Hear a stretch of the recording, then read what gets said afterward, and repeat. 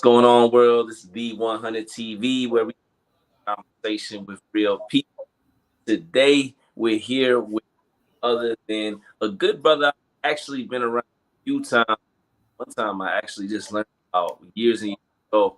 Um, and he always carried himself, the way a man, I believe, should carry himself, despite the environment. Um, Certain people I reach out to. He's somebody I was watching. You're gonna learn about the fact he's a business owner and stuff like that. But just like myself, just like countless others, he's got a crazy story. If you can, without further ado, please introduce yourself. Uh, Nice to meet everybody. Once again, brother, thank you for allowing me the opportunity to come here and just share a little bit about myself. My name is Demarcus Wade, 38 years old.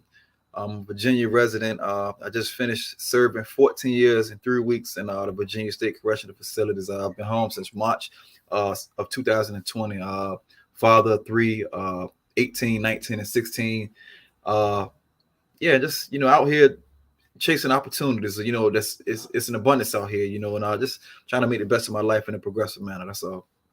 Facts, 100%. So let me ask you this real quick. You obviously just touched on the fact you did 14. I want to go on that. There's so much more I want to get into. I want to get into the backstory behind that. What led you to having 14 years? Thing you might want us to know about your case, etc., just to give people kind of, a place of where you're actually coming from. Conversation about to have. All right. Well, I came to prison. I got incarcerated this time when I was 21. I just came home from a PWID, which is a possession with intent to distribute cocaine. And I came home. I got back to hustling around the streets, just like the patterns that we choose that we used to. And I had met a woman from a few cities over. She was old, and she was trying to introduce me to some guys that could supply me with what I needed, right? But the numbers are too high, and I ain't really like it. So the criminal mind set in, like, I just take it. And, I put together the whole scheme. They consider it, quote unquote, masterminding, and went in there for the robbery. In the process, one of my great friends, he lost his life, and I was able to make it out with mine. But when it was all said and done, I was sentenced to 72 years in the Virginia Correctional Facility, and I was served the rest of what I had, what was suspended. Right. So, talking about that, this is actually the second time I heard about that. You know what I'm saying? I mentioned before, when I don't know, as far as me, when I was doing time, certain people you kind of be like, nah, I wonder what he was doing time for. Mm-hmm. I didn't know the background. I didn't know the story. Mm-hmm. A lot of people they scream gangster, they scream and they go hard. They really never went through these situations and scenarios. When you went through that, I don't really want you to go too deep necessarily, but I just want to talk about the process of when you got put in the back of the police car. Mm. Whenever that part happened, I don't know if they did invest. I don't know. Whenever the arrest came, did the switch hit? Did you understand what was going on, and or were you still like, hey man, I lost my homie. It is what it is. Whatever. Like, what was the mentality of you back then when everything kind of just crashed out? One thing I can remember was I just wanted to get out, of course. What I'm saying? I was in deep, depression because of losing him. He died in my face. He died, I can see it. I can still see it now today. He died right there. Great friend of mine, good guy. Love my joke. Love my jokes. Just love my energy. But he was a dangerous guy. God bless his soul. And I was positive that I was going to get out, right? And I just wanted to get out, to get back to crime, to just do whatever. Like, I just want to get out. And I didn't know what really had taken place, because a lot of times we live in as I was a kid, I was 21 years old. So I was naive to life and the repercussions. I think, as we spoke about before, about how, that one split second to change your whole life, and you won't be able to get out of this situation. That's what happened, because I was never given bond, and I was just stuck until I got out. Let me stop you right there real quick, because you mentioned about being naive, not knowing what's going on. A lot of us got arrested between the ages of 18, 19, 20, 21. Those early years of freedom, I call them. Mm-hmm. Those after high school years. What's something that you would tell any younger person that's watching this right now? What's something you need to know or want them to know about just where they're at in life and decisions that they make?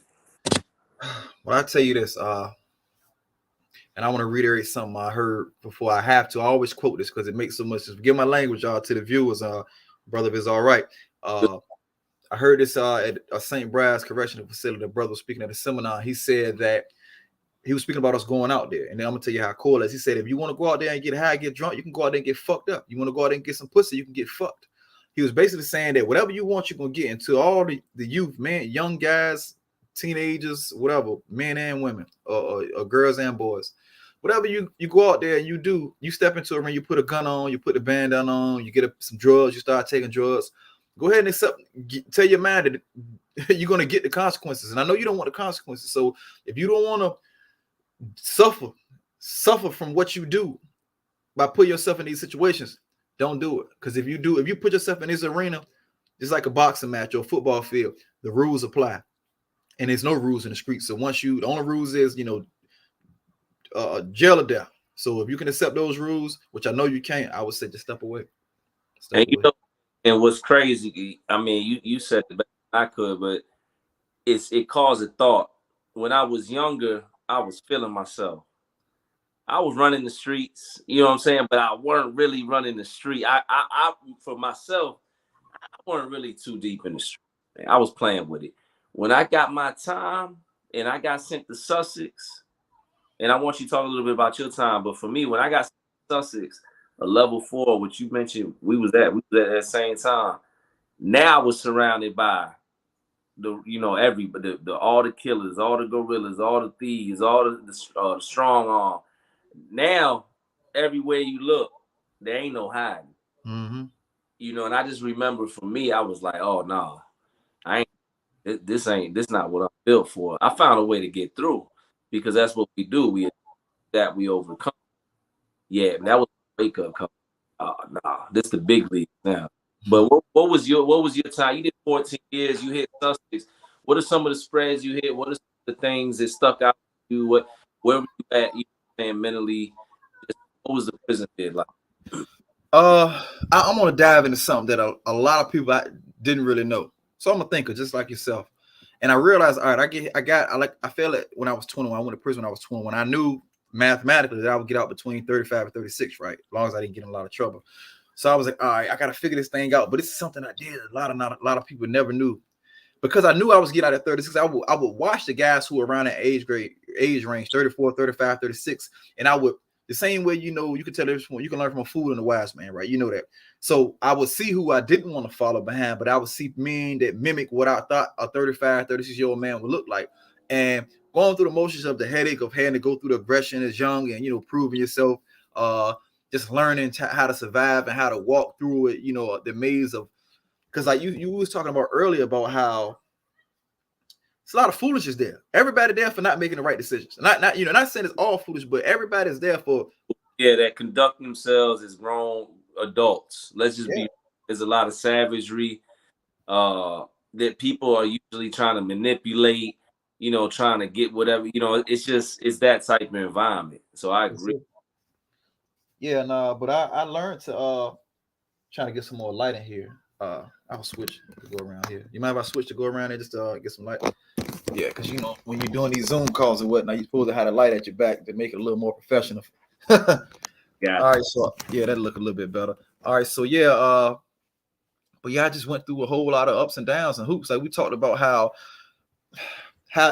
having, I'm a cool guy at the end of the day, So even when I was in the streets, I still was a cool guy, and I was with everything, you know what I mean? But to have to put on that coat of aggression every day for 5, 10, 15 years, man, it's so draining emotionally and mentally to have to do that, to have to force yourself. Like you said, we were talking about how this becomes your second nature. Yeah. But this is how I coexist in it, man. To be free now, to be able to be myself without all the, it's an experience like no other, man. But we had to go through it to become the man that we are today. So I hope the viewers and the kids don't have to go through it. But yeah, and because that's what this is about. I don't know if it was easy for myself, because I was operating in anger a lot of times, aggression, whatever it was in that environment, frustration, basically any sad or negative emotion you could probably feel. When I came home, I kind of carried some of that with me. In those moments when I was supposed to be happy, I wasn't. And it was, I remember my wife saying, "Yo, what's wrong with you?" You know what I'm saying? You're blessed. I still, it was just because I had been programmed and kind of saturated in it that I had to go through certain things and really start it off. Was that like that for you, or right when you came home, it was like 1,000,000 pounds up off you? You was good. What was that like when you came home? So I'm gonna tell you something you told me that I never forgot because I'm a listener. We was talking one day. He was on the weight pal, and you said to me, we was talking about somebody, and it was like, all right, a guy's gonna go home. Let's say a guy been, into all types of crime the whole time, even locked up, all every foolishness that he can indulge in. He thinks the day he goes home, he's gonna drink that Kool-Aid, and he's gonna be a changed man. No, it didn't work like that. It doesn't work like that. So what I would do, and it's another thing that a lot of people never knew, only people were closest to me. I said, if I can do 5 things each day, if I can work on myself mentally, emotionally, physically, spiritually, financially, right? That's how I can gauge my growth, right? So, I'm a God friend, man. So I can read the Bible. If I can have intellectual conversation, that's the, mental part. If I can dig into something, maybe with a woman or find something about myself, the emotional part. Of course, we're working out. If I go to work and I make some money, or if I, whatever, we stove box, do whatever we got to do to survive. And that's how I gauge myself. And I can see, all right, did I do something these last 3 days, 4 or 5 days? So I started the shorter that I got, I forced myself to shed a lot of that skin. You know what I'm saying? Like we talked about, we're going from a level 4 to a 3 to a 2. For the viewers who may not know, it's a security level. And from a higher security level to a lower level, it's the lesser violent crimes, the lesser serious crimes, and it's a little more, I wouldn't say freedom, but a little bit more. We would say freedom a little bit more. And I started to shed a lot so that I can get, because I didn't want to get back out in society and to be seen as that. But I couldn't, honestly, I couldn't stop it because I've been places and people will say, "You so militant." Everywhere I go. Did you carry certain mannerisms? I mean, Yeah. I touched on it, but was there any habits, mannerisms, anything that you took with you? Yeah. Still, listen, bro. I'm gonna keep it. We being honest. Yeah. I wear waves, of course. I've kept my do-rag under my pillow for years. My do-rag is under my pillow on my queen size, my king size pillow top. It's still, you know what I mean? I still get out the shower and carry a lot of the same. But I'm gonna tell you, I heard this one time. Thing though? I'm gonna tell you why it's not. Okay. So Witcher said this to me and Abrams, 2 counselors that was at St. Bride's. Remember, they said this to me. They said, whatever works for you, don't stop when you get out there. Because we figure out, we learn our process, our phone, like whether we get up, we work out, we read, take a little time to get on the phone, we eat. And what I did, I just left the gym today. If I might not get on, pray to read the Bible, but I thank God all day. I still take time to focus on me. A lot of women that I've met, and I know we'll get into that part of it. A lot of women that I've met, they all say the same, like, you think a lot. But I had 14 years of previous to think. So this is a part of my process. You know what I'm saying?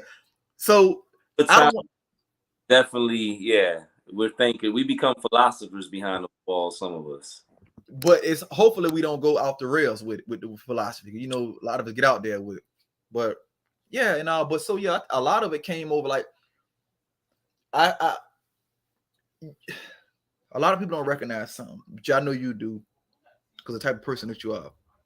But to be a man amongst men, that's a certain type of strength in itself. Because not to say that a lot of these guys out here aren't men, because there's a lot of men out here. Yeah. But to be in an environment like that and to be a man, not because we going, hard, we fight and shoot, stabbing or whatever, but because of the self-respect and the integrity that we walk in, to be accepted and recognized as such, and to carry that out here, a lot of women are attracted to. A lot of people are afraid of. They can't understand it because it's something different about you. A lot of people don't even know about my past. It's a blessing when people say all the time. I think I put this joke on social media the other day. They think I'm in the military. They always say everywhere I go. I thought I seen that when you posted that. I thought maybe you were X-Men. I didn't know. You know what I'm saying? I thought maybe, just didn't know. What you just touched on something though. Because there's so few, so few though carry themselves as men, and respectful. Trying to be progressive and move the right way, that you stick out in a certain way. Like you said, it happens out here. The same thing happens in there, because penitentiary is nothing more than a reflection of society. You might see different ways, but it's the same. Percentages are almost, one and the same. But I want to get into that because you started to go into it. You did 14 years. Yes, sir. You got locked up what year? 2006. 2006. You come home 2020. Yes, sir. I came home 2020. I got locked up 2003. I came home married, but I can obviously see people's mentalities are different. Society's different. Um, Even with me being married, coming home, I had to. We had each other. We had to go. I had to. I'm gonna let you really get into it, but I've been home less than 3 years. You've been home less than 3 years. In a lot of ways, because I was locked up when I was 19. I still feel like I'm figuring some things out. No But doubt about it. certain things I got. You know what I'm saying? I got my marriage, got my career path, got, certain things, but certain things I'm still figuring out. So I can only imagine you come home 14 years, 2020, COVID. I'm gonna name some other things. We got COVID going on, people in masks, we got everything getting locked down. You're trying to reacclimate into society. I'm make sure I'm trying to paint the picture because this is all that I was feeling. For sure. Every time you look on the news, they got death tolls. You're trying to find a job, but they talking about they shutting down the job. What else be going on? You trying to get on you know what I'm saying? I can go down the list. What we had racial tension. All the cities were protesting. We didn't know what was going on, especially us coming home from prison. We don't know. When you're in prison, you're sheltered to a certain. You see through a TV screen, you hear your people, but you don't know what's going on. You come home. 2020 was a year where I feel like shit hit the fan. Well, go ahead. Actually, go ahead. Yeah, go ahead. Touch on that. What were your feelings? Kobe passed with his daughter. There were certain things that, like, how was 2020 for you? Coming 14. So life has made me so I'll say this first, man. I have to dedicate a lot to my mom because my mom was raising house for love, right? A lot of peace. Happy woman. That's my biggest support ever, right? And she raised me with manners and such, right? So I walked with it, and I learned the streets because all my uncles and my cousins was hustling. You know what I'm saying? Like a lot of them still out there into it now. You know, one way or another. But I came home. I developed a drive. I started hustling when I was 14. I started selling weed when I was 14. I was in 8th grade? Ninth grade. Yeah. But before then, I sold candy. I've stole out of stores and sold stuff. You know, I cut grass. I've shoveled snow. So I'm about going to get it. So for me to have that mentality to come on, like, all right, I got to make something happen. My first job, because I came home without my social security card and my birth certificate, right? So I couldn't get a real job. So what I had to do was, it was a guy that I was out of his family had a tree cutting service, and white guys, real cool dudes who do a lot of tattoos. Little Dave, I don't know if you remember him, but I went out there and I was with these people while they cut down trees, and I was embarrassed, but I didn't have a choice. And I went out there and got it. And I went and I caught the bus 5 o'clock in the morning. I had to get up at 5 to be there at 5:30 to get to work by 8 because I had to do like 2 or 3 transfers. I actually still have in my wallet, you know, I still have my last bus ticket from getting on the bus. What did that process do for you? Were you still grateful even though you had to get on the bus at 5:30 and go cut trees and it wasn't a job? Like, you were still grateful, or were you starting to kind of resent what was going on? I hated it, but I didn't have a choice. Like one of my simple slogans I've always said, either I'm gonna be a man or a mouse, right? And then I don't have a choice. In prison, some of the fights that I had to get in and some of the stuff I had to go through, I didn't have a choice. Right? I had to be a man or a mouse. I had to be who I was supposed to be. Even when I was afraid, I had to be who I was supposed to be. And out here, like I'm thankful that, you know, God put that grit into me, because I went through job after job after, you know, opportunity after opportunity after letdown after, you know, gain after letdown. And like the position I'm in now, bro, like we'll talk about that if you choose to. But I'm well, let's get it. We're gonna get into that, but first, well, no, let's get into that first, and then I got a question, because it seemed like you got something to say about that. The position what's going on with that? All right, so of course I came home in 2020. I opened my company in August 16th of 2020. I opened up a commercial cleaning company. You know, I that was my first trade in prison. Once again, as I talked about, I didn't get into this point. I had to figure out how I was going to survive in prison. So I knew it was certain jobs they would always get the quote unquote highest paid commercial cleaning. When I was at Sussex, I got my commercial cleaning trade, so I knew everywhere I went, I had to get top pay. I learned how to cut hair later on because I knew there was I ran stove boxes, and before I got overly civilized, I still was in the hustle and everything to survive. You know what I mean? We went through it. Yeah. But, when I came home, I started my company. And what's the name of your company? Exclusive and Elusive Commercial Cleaning.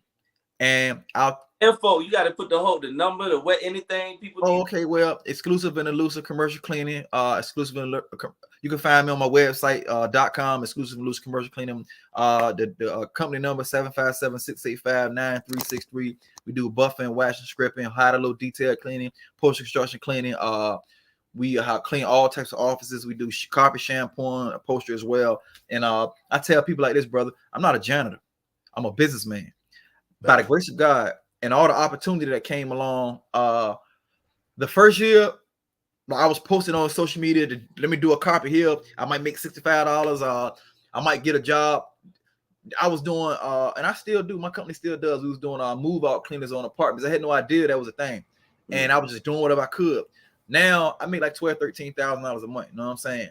And I have a couple employees, but I'm still grinding. Like I'm not there yet. So I go and I'm like last year. What happened? I quit my job May of last year. The only reason I got to this point by networking, right? Networking.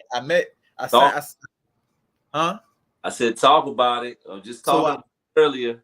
Yeah, I used half of my stimulus check, the $1,500 that everybody get, and I invested in a network group of all business owners. I was in there for 18 months. I recently quit, maybe not a month ago, not even a month ago. I left because the work that some of them would give me was just a side hustle. But I met one guy. He owns the rights to 2 Maids in a Mop. It's a residential cleaning service in Norfolk, Chesapeake, Virginia. But you kill him. Really great guy, really smart guy. Just like this, he's a mentor and a really great friend. But he throws me. He doesn't want the commercial. He throws it to me. At first, I subcontracted with him. So he started throwing on my own bones. And it turns to the point I have like so many recurring contracts, bro. Once again, they paid me 35 cents to do this work. Now, I'm not coming out for less than 100 hours. Maybe I might come off for 75 an hour, depending on what it is. But you know what I'm saying? So, and that's just what I'm doing next. I've worked my credit. So I'm about to use, and I'm saying this to motivate whoever's that's there that might have come through this. I'm using my credit to use good debt. All right, so here we go. Let's go ahead and fast forward the story. If you have your business for more than 2 years, you can apply for a business loan. You have to have it more than 2 years, and you have to produce some type of income. I'm going to get a couple lines of credit, $50,000 a piece. I'm going into real estate. Hard money lenders want 20% down. They want skin in the game before they'll give you $20,000. But before they give you $200,000, you got to produce about 40 grand, and you have to have a property. So you telling me listen, I'm gonna tell you something. This is not complex stuff. I just sat with my cousin. My cousin the other day, what day was it? Thursday. She just took $100,000 check and bought a house that she's about to sell for $140,000. She's a realtor without putting more than $5,000 into it. But the thing about it is, this is what these hard money lenders do. You and I can find a house right now. 70%. Let's say the house is worth $100,000. They want $100,000 house. They want $100,000 for this house. But it's in an area where the houses, the median price range is 180, 190, whatever like that. So you and I, we figure out the numbers and the percentages. We go, let's say we got to put 25, 30 into it. We got to pay X amount of, back to the hard money lenders. And we just, the rest is history, right? And now we're in business as real estate investors. You know what I'm saying? And it's more complicated to come along with it, but I'm all for that, man. Free game alert.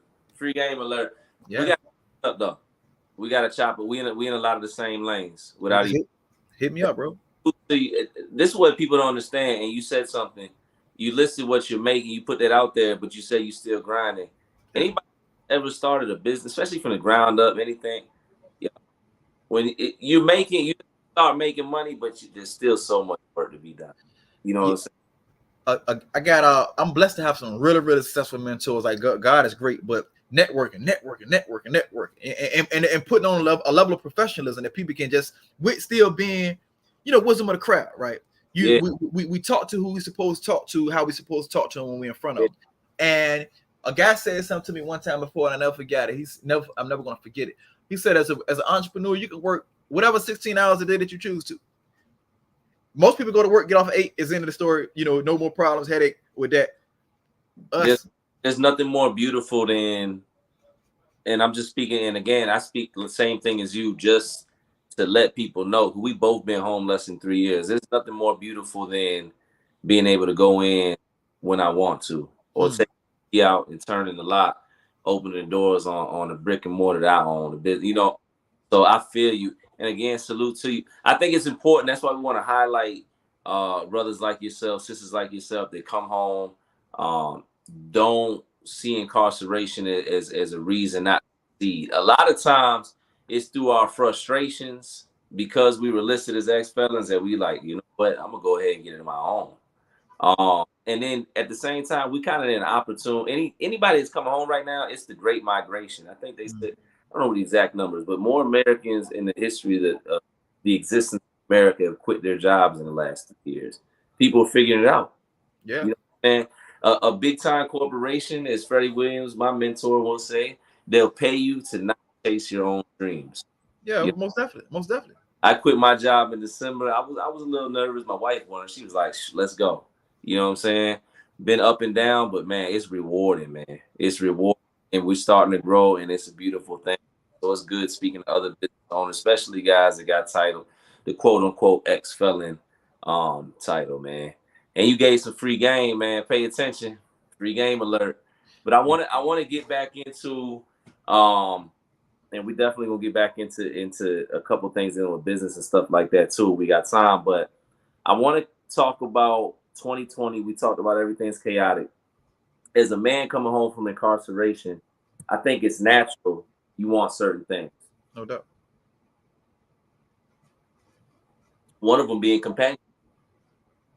You've been gone for 14 years. People have changed. Society's changed.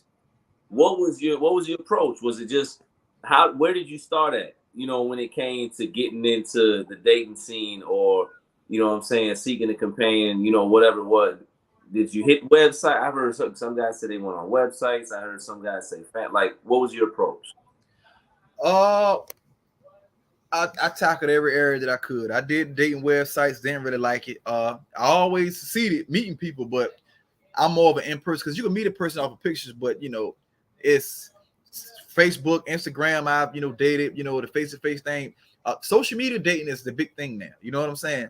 But what hit me harder than anything else, bro, was the culture shift of belief of how dating is supposed to go, how the man is represented, how the woman is represented. Because ain't nothing wrong with a strong woman of any culture, ethnicity, right?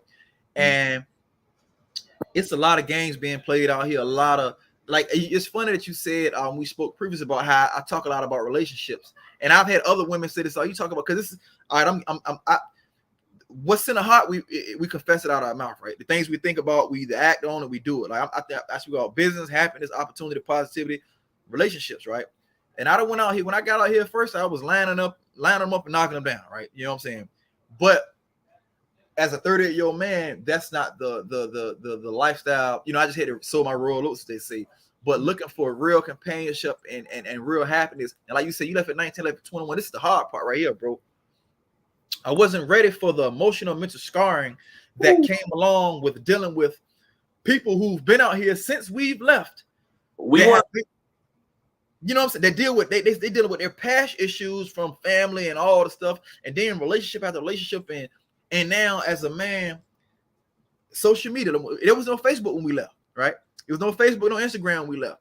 So to come here now and to see these people paint the most vivid pictures of all, it captures all the great moments of their life and of their self. And then you meet them and it's like, what's going on here? What's and I went through that a lot, and I'm still going through it. But right now it's like, all right, I'm gonna let God handle. I'm just gonna focus on doing what I gotta do. But that right there was a game changer.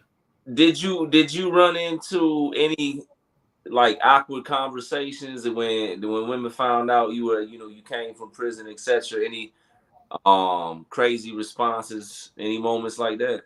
Well, so I'm overly transparent, right? My mom always say, my mom, I love that lady. She like, look, you need to stop telling them so much that you. But I'm like, look, let's go ahead. I'm a foundation type of guy. Mm-hmm. If we start out strong with a strong foundation, we can always build on this, right? But if we start out with lies or just mistruths or just hidden stuff, it's gonna crumble eventually, right? Because we didn't start off on a strong foundation. So when I meet these women, I'm gonna usually tell them before we even go on a date. You know what I'm saying? I'm gonna say, look, because they at first when I came, I didn't have much. I got my first apartment about 6 months after I came, 6, 7 months. I came with a little bit of bread. I was working, and I used my sister's income to help me get an apartment because I wasn't making enough, right? And I was, I was making enough because I was working. But I would let them look, hey, it's certain things I don't have. A lot of things that other men have. The history of traveling. I haven't, been everywhere. I haven't, this and the third. So let's go. This is why. And a lot of them, I'm gonna say 90 like 90% of them, was super open to it. Like I was dating out, and I've been blessed. Red man has a quote: never mess. He's always said, I never mess with no more broke women when I come. Never mess with broke women. And I adapted that, that belief, because not to take it away from women who struggle, not to say that, but huh? No, I was saying, yeah, I know exactly what you're saying. But it's a give and take. It can't be all of me or none of you. Like this is, this. And I think too, man, what I've seen a lot of times, one of the pitfall, and again, anybody that's struggling, not to knock that situation, but a guy that's coming home from prison does not need to be in a relationship where he's being looked at to be the breadwinner off top. That's not, guys. That's when the pressure comes and they're getting put in situations they don't need to be in a lot of times. Because you can't even take care of yourself right off top. Hey, bro. Hey, look. It's the blessing is that God blessed me with grit, fight, determination, drive. So the women, because I'm 38 now, so I came up at 36. So the women who recognize, even to this day, they recognize, hold on, he's serious, he doing something, he willing to get up and go to work and do what he need to do. I'm not out here buying designer shoes and whatever like that. I'm not out here doing things that could take away from what I'm trying to build. And they recognize that, they want to cling on to it. But the problem is this, and this is where I'm at now. Like everybody was saying this quote, I'm dating with a purpose, right? So I adapted because it was sounding around, I'm dating with a purpose, which I am. But once you get to know a person after a month or 2 or 3, they say, hold on, you're not who I thought you were, or the flaws come out, or you realize without that, without getting too deep, like this may not have been what I wanted. Because after 14 years, after 14 years, I'm just now finding out what I want. And I've dated business owners, women with degrees. I was with a chick that was a nurse practitioner that's, one step away from getting her doctorate, right? And she's overly successful. And we had our challenges, but she accepted me, and her friends, white collar America people, they hated my guts. But you know what but this is what I'm talking about. How long together, and how hard was it to navigate? Okay, we were together for 6 months, and I won't get too deep on it because this could be nationally televised. I had my setbacks, she had her setbacks, but it was an amazing 6 months. I left. You know what I'm saying? She didn't want me to leave, and I really didn't want to leave. But as we talked about the mindset of what we've so used to, like a lot of successful women had this boss bee mentality. I'm a boss chick. I'm a boss chick. And you could be a boss chick, but recognize I'm a man, and you have to be willing to recognize that I'm a man I'm climbing a hill, but I didn't have the advantage of the man who had a 10 or 15 year start, right? I'm starting from a year and a half ago, and with the mindset now of it's I won't get too much into the narrative of the strong woman against the how I won't get too much in that, but it lasted 6 months. Her friends, to ask you a question, her friends, like I said, they hated me because they were all white collar people. A couple of them, they actually liked me. They actually were like, because I'm not a bad dude. I'm really not a bad to her. Her daughter loved. They just see past the fact that you were in prison. Yeah, that's they and then conversation. No, it was just and this is what they said though. The leaders of the group were one for real. They said we haven't seen her happy in so long, and she's a gorgeous woman. So this is something I had to learn right here too, as a man reacclimated society. We already know everything that looks good is not good. Is everything that glitters not gold. And I had to realize, sit back. All right, a woman 35, 36 that's not divorced, that's been single or been dating, that's attractive, that's successful. It's a reason why she doesn't have a man. Whether by her own doing, or because she might have met a lot of dummies, right?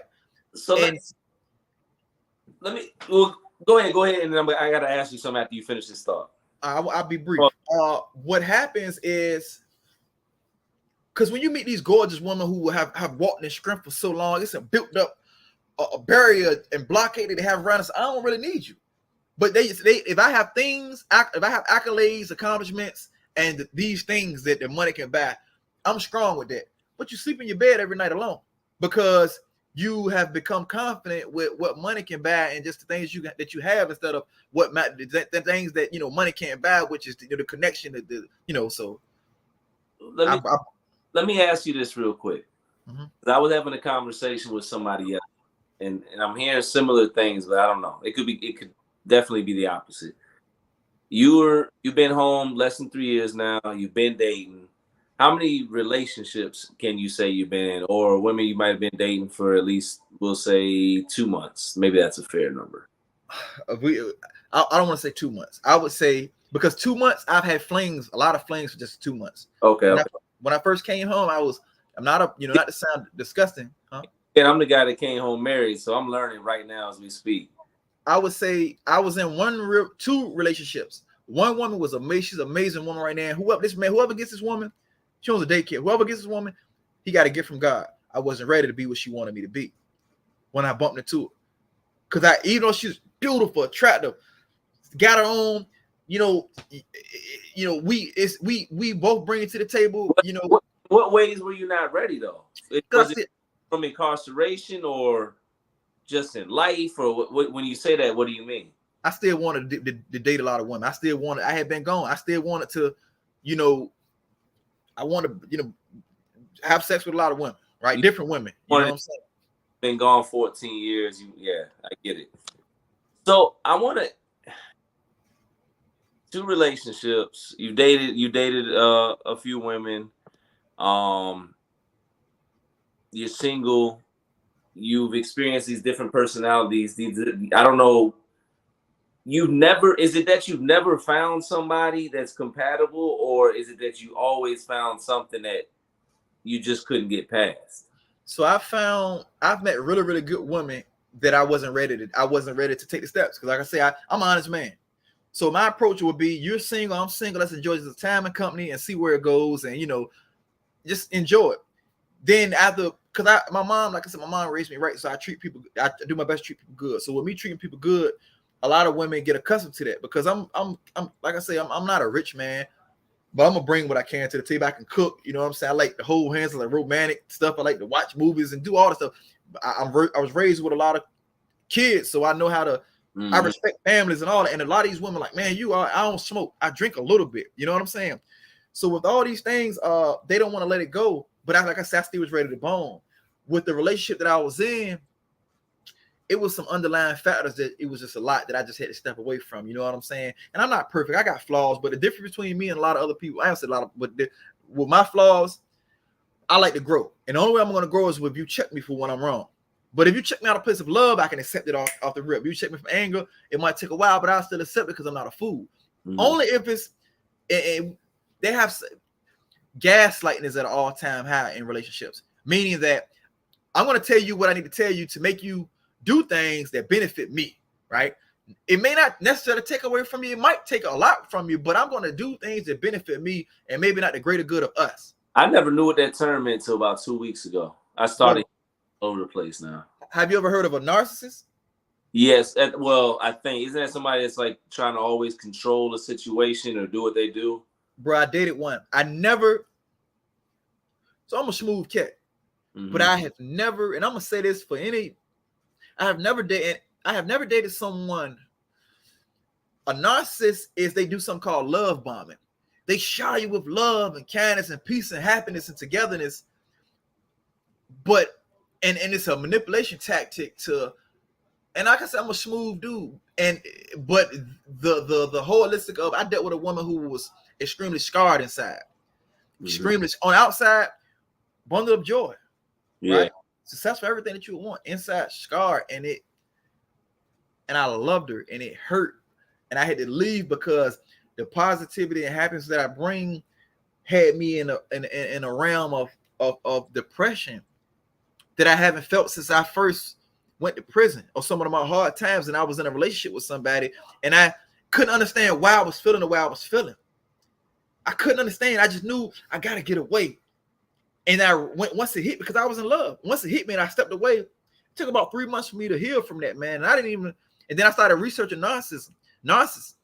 And you've never been through it. I pray you never go through it. But if you research and you see it's the proper term for, it's called narcissistic personality disorder. Yeah. This is a real thing.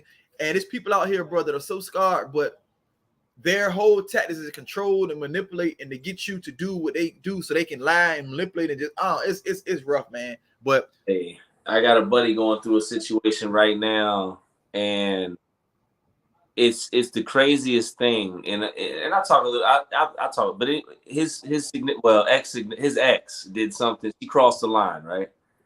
And he's not engaging. He's a laid back, cool dude, patient guy. He's just simply done. But man, she doesn't get it. She doesn't understand the part that she plays. She doesn't understand the line that's crossed, and everything that's being done now. It's like a manipulation tactic. She's a narcissist. It's trying to get attention. It's trying to put him in a position where he needs to communicate or do something. It's just the weirdest thing. Tell him, and bro, listen, bro. We prepare for a lot of stuff as men. Yeah. Physically, we prepare for war. We prepare to hard work. We prepare to put in the grit and drive. We prepare for a lot of things. But as a man conducting yourself in a relationship with an individual who you are completely vulnerable with, right? Because you should be vulnerable. The person you sleep in the bed with and walk through life with, you gotta, even as a man, we put our walls up, but I gotta let it go to somebody. And to have somebody to use that and manipulate that, bro, tell them research the word narcissist. If he Googles it, and bro, that woman is a total narcissist, and she's so hurt and scarred that she's gonna continue to do that for the benefit of her, but it's gonna hurt him in the long run until he learns that he got to cut it off. I went through it. I'm just strong enough to be like, look, you got to go. I'm done. And I've it's a reason why, once again, I'll say this, and this is not for every woman or every man. Yeah. But it's a reason why certain people, you look at them like, why is she single? We could talk about successful people like Holly Berry. They always say Holly Berry can't keep a man. It's a reason why. It makes sense. It's a reason why. Not everybody, but when you look at it, you would say, okay, wait, what's going on? I always say this right here. This is, ain't every good woman and good people meet, ain't nobody trying to let them go. When you meet a good woman or somebody who's kind, loving, meet whatever, check whatever, box that you have. You ain't gonna let it go. You got. But I will say this, not to be that guy. Come on. There's a lot of dudes that fumble a lot of good women over and over again. There's a lot of women they do 17 tries, he fumbled it, and now they don't want to mess really. You know what I'm saying? So they just in that holding pattern. So you do got that too. But I know what you're saying though. Yeah. I'm in agreement. It was a joke back in the day about Halle Berry. How she couldn't stay married, and there was some, I don't know. But I want to speak about this part right here, right? I always found it odd. I don't know if you've had moments like that. I feel like you have. I'm the guy, I just came home from prison, but why do I got the most morals and principles in the room? To speak on to that, because people don't realize that coming from the situation we come from, integrity, that's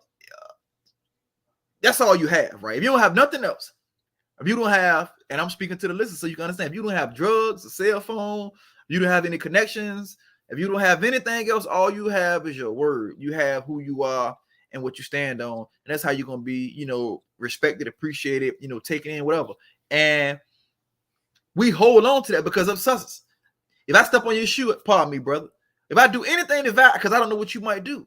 So that's another thing I carry too. I'm thinking about, I carry the respect and appreciate them. Everywhere I go, like I said, they think I'm a military man. They say you a military, because I say, yes, ma'am, pardon me. I tell you, yes, sir. It don't take it. I don't lose anything by being respectful. No. But the norm of today, these things are not as prevalent and abundance of what people think, even to the point, and I'm gonna say this right here, brother.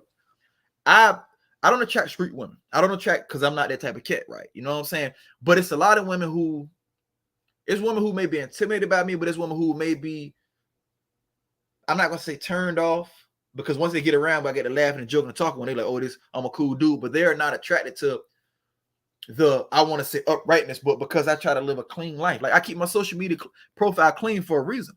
We entrepreneurs, we businessmen, Yeah. we affecting the world, we teaching. And I can't be up, you know. Let me ask you this. You spoke about the importance of word. Mm-hmm. This has caused issues with me in, you know, when I say relationships, it could be family members, friends, whatever, right?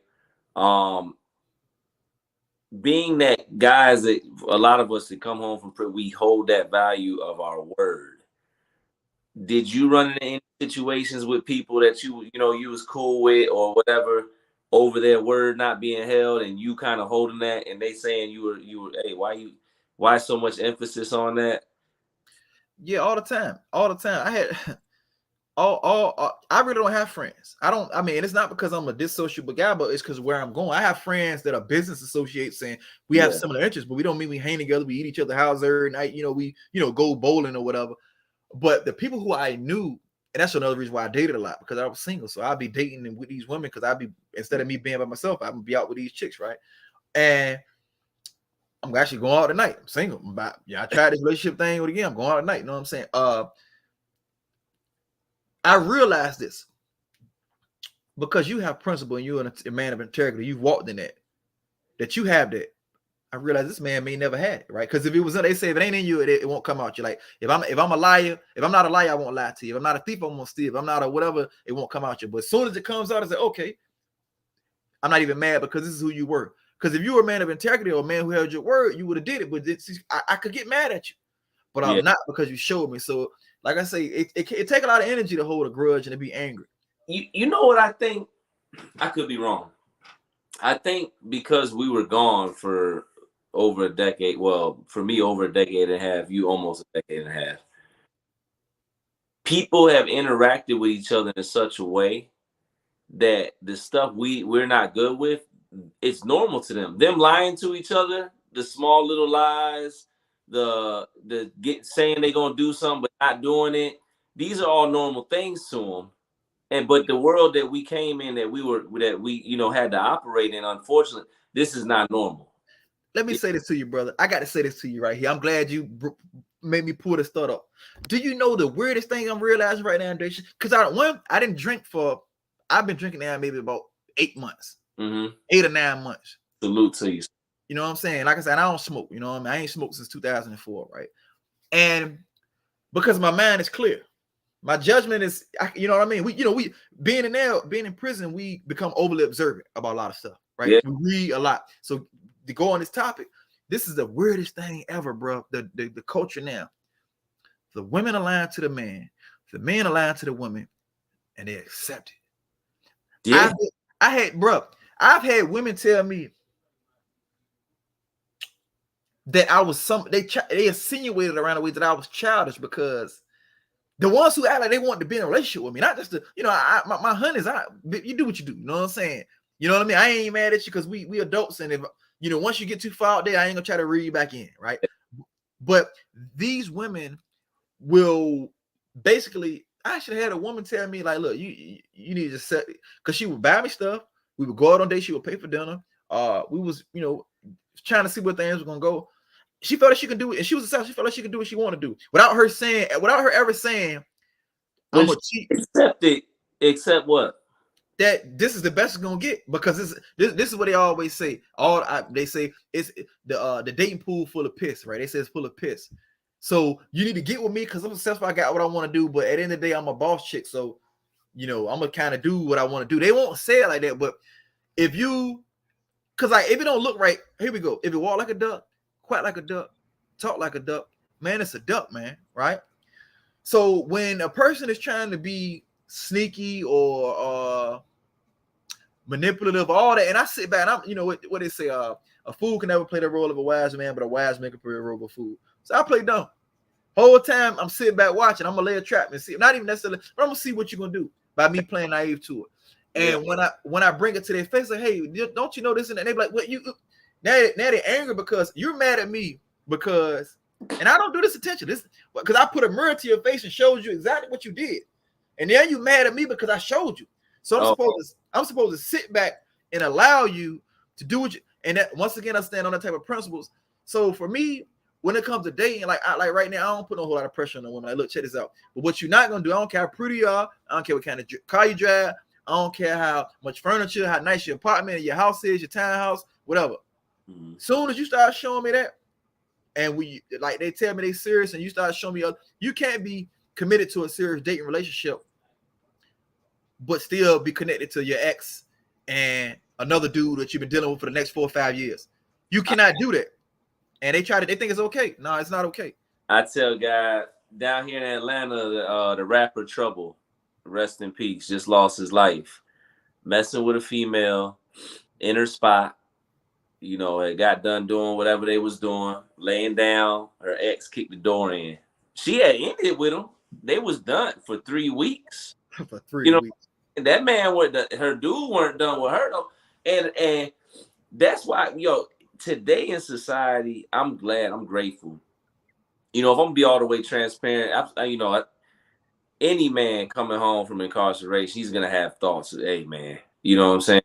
But one thing I'm grateful for, I went into a situation, I kind of had a foundation, and I got sheltered from the outside. A lot of the stuff that I don't have to encounter, that I'm watching a lot of. I couldn't imagine trying to find a wife right now. Bro, like, I couldn't imagine, I don't even know. I'm gonna be honest, bro. The one that I told you, when I tell you she's a god, she's everything. Beautiful, great personality, business owner, and out there. Huh? Yeah, they out there, but you gotta find them, and then they out there. But society, the way society's set up, society's anti-relationship, anti-marriage. People just don't respect the saints. People don't care if you're in a car, if you're at the gas station with your old lady, and you get out to go get gas or go in there get some out the store. Somebody might be at the window trying to holler at your old lady, or vice versa. She might go in. It's just it's weird. I've seen some things dealing with my home. I've watched people that's close to me go through these crazy situations. One guy I know ended up going back to prison. Man, he got into a toxic relationship, and hey, so I mean, for me to take is from you, because I'm about to shift the conversation for a minute as we bring this, wrap this thing up. But for me, and I want you to wrap it up. But from what I'm getting from the audience perspective is, man, you got to be on point. You got to be patient, because I heard you say at one point, 3 months later, it's a totally different individual. And more importantly, it seems like, man, you got to stay prayed up out there. That's a whole nother topic. But man, I want to get you up here too. I'm put this out, not to put you on the spot, but I'd love to have you come back for a panel too. I'm putting together too, man. That'll be a blessing. That's cool. Yeah, we're gonna dive in deeper into some subjects, because you got a lot of good substance, man, and a lot to say. But I want to transition, switch it. I want to get back into the business thing. To anybody, I know I get up here a lot of times. I talk about timing and networking and certain things that I've learned. I'm still learning. There's so much I know I'm going to continue to learn. What would you say to the individual that's incarcerated, just coming home from incarceration, or not? Just somebody that is in a situation where they know they need to make a change, step out on a limb, and start a business themselves. Is there anything you would want them to know? Anything you would have told yourself back then, etc.? First off, do it. And after that, it's gonna be you have to be prepared. Prepare yourself for the mental and emotional toll that's gonna come with this, because it's all on you. And network, go out there, ask questions, shake hands. This is what I've learned, bro. I promise you this, man. And a part of my mission and my passion, what I want to do, the people that don't look like us, I'm gonna say this. I know people from Middle Eastern culture, Asian culture, white America, the Latin American community, business owners. They have something. It's called the poverty mindset and the success conscious. they don't look at it like I can't really share you. They like it's so much. I'm gonna give you everything you need. It's on you what you do with it. I have people that I can go to right now. I'm talking about people, really successful people. Ask them questions. Even the people that's clowning, they gonna give me anything I need. It's giver's gain. It's a philosophy. And yeah, and with that right there, I say get around people that successful people. I don't really have time as I succeed to hold you back, right? Because I got too much going on. This is what they do for me, and this is what I do for people. You come, you ask for information, I'm gonna give it to you. I'm gonna do everything I can. I'm gonna connect every dot. Every call you need that it's to my power. Then you do what you do with it. What they've done with me is help me get to where I'm going. What they've done with me, I'm connected to by the grace of God. And this is not a rap song, bro. The branch manager of this bank, when I go in, he give me a handshake, give me a hug. Mm-hmm. The assistant, they hug me. Because they know my past, and they like, look, we see what you're doing. Mm-hmm. We here for you. Mm-hmm. Their job is to do what they do, but to have the support, man, and to have this opportunity, go for it. Because I've left the country twice in the last since June. I'm able to save money. I'm able to I work hard though. You know what I'm saying? Yeah. I'm able to save money. I'm able to spend time. Like I want to take my oldest son out and my youngest son out for dinner. My oldest son, this knucklehead Thomas, man, why don't you just order some Domino's? I'll never see you eat pizza. What do you mean? You know what I'm saying? And my youngest son, he ordered when I was out working. He DoorDash McDonald's. They don't want to go. So guess what? I was trying to do the dad thing on a Saturday because I work so much. Don't worry about it. I'm gonna take a shower, put on some clothes, and I'm going to live La Vida Loca a little bit. So hey, let me ask you this real quick,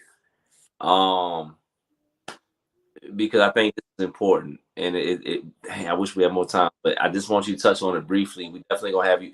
We probably gonna have you up here for a part 2, anyways, by yourself. But Father 3, message to the fathers coming home from prison, because I heard the ages and I heard the time you did. So it seems like you left when they were young, came back, they were older. Message to the fathers, dealing with any thoughts they may have just when it comes to getting back into their child's life. I don't know. Some fathers are in their child's life the whole way through, though. They might see them, every weekend, whatever it is, talk to them. But any message to the fathers coming home from incarceration? Be patient. Try to get to know them. Be the man or the woman that you are, and I try to sow with love. I try to impart my wisdom with love, right? Sometimes it's got to be harder because I have one who's super rebellious, but just be patient and just show them that you care. Like when I didn't have much, I would just go see him. I like my youngest son, we go to the movies and out to dinner. My oldest son, he calls me now when he has stressed out about whatever, and I let him talk and vent. For my middle son, we talk. I'm just doing all I can with what I have, the best that I'm able to do with my resources, and I definitely know that they appreciate it. All right, salute to you, brother, for being in their life, their lives. We bringing this to a close, man. I definitely want you to shout out your business again one more time, and then, man, as I always do, I always just give people the opportunity either quickly just give a message to the youth, or something you want the world to know, or maybe the great lesson you learned. Okay. Well, once again, I'm so thankful again for the opportunity to be here. I really enjoyed this. My company is Exclusive and Elusive Commercial Cleaning. You can find me.com. You can look me up, EXCLUSIVE and the word and ELUSIVE commercialcleaning.com. All I want to say is this, man, just believe in yourselves. It's gonna be people who are not gonna believe me. It's a lot of them. Don't worry about it. But believe in yourself and do your best to put yourself around people who can appreciate you for you. Because what's gonna happen with the people who can appreciate you for you, they're gonna lift you and they're gonna help you get to where you're supposed to go. But if you stand around people that want to hold you down, don't believe in you, it's too much of a net is cast on you. When you break free from that net and you shed that net, you give yourself room for so much more opportunity to come. So believe in yourself and just go for it. Facts. It's another episode, D100 TV with D Wade, Demarcus Wade, man. Definitely look him up if you want to follow Demarcus on IG. You can follow him at Demarcus Dominique, or follow him on Facebook with my typos at Demarcus Wade. Salute to each and every one of you that takes the time to check out the content, get into the content, that bears with us through the technical difficulties, all that good stuff. The mission is just to wake people up with conversation, real conversation, real people, man. Salute to you, man. Closing world, say goodbye. Well, you be back again. You already said you good. But yeah, we gotta have you back up there. What you want to talk about next time, man? Before we close this up. Hey, one thing about it, you can think, man. Whatever topics you come up, we can do it, man. I know you. You don't remember world. I should sit like this and listen to you think, because I know you can think. So whatever I'm here for, brother. I'm here for it. And I know you got answers. That's what I'm gonna say. I'm a student, man. I'm a student. So whatever you're teaching, I'm here for, brother. See you, soldier. I definitely appreciate it, man. Till next time. Hey, y'all stay blessed, stay safe. Appreciate your time, man. And Jewel of the Day, something that he said, I'm gonna say it a little bit different. Your people, your places, your things, they matter. You know, your time is the most. Be who you give your. Be conscious to the places you give your time to. Be conscious of the things you give your time to. Make sure they lead you to the finish line of success and not leading you somewhere else, like a place we went. You know, wake up, man. Peace, man. Till next time, we got plenty to talk about. If you want to get involved with the platform, the podcast, don't hesitate to get up here. And of course, follow, subscribe, hit that notification bell so when we do go live, hop on and start getting interactive with the comments, etc. And active phone line coming soon. We're about to start the call-ins and the panels and all that good stuff. We about to start doing some different things, man. Till next time, D-Way, I appreciate you, man. For sure, brother. The world, good night. Peace. Peace.